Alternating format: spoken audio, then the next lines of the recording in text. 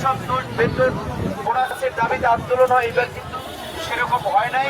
আমাদের মন্ত্রী মহোদয় সহ সরকারের অন্যান্য সংস্থাগুলোর যৌথ প্রচেষ্টায় সেটা সমাধান করা গেছে। তো আজকের এই আশা গ্রুপের আপনারা জানেন যে অনেকগুলো মামলা মোকদ্দমা আছে, তারপরেও আমরা যেহেতু এসেছি এটা আপনাদের জন্য একটা ভালো দিক যে মন্ত্রী পর্যায়ের হস্তক্ষেপ শুরু থেকে আছে এবং আগামীকালকে যেটা আমাদের আপনাদের প্রতিনিধি উনি সুন্দরভাবে বলতে পারেন, আগামীকালকে মালিক পক্ষ, সরকার পক্ষ, বিজেপি সহ আরো প্রশাসনিক যারা এটার সাথে ইনভলভমেন্ট তাদের সাথে আলাপ আলোচনা করে আপনাদের দেনা পাওনা কিংবা কিভাবে কি করা যায় সেই বিষয়ে একটা সুরাহা করব।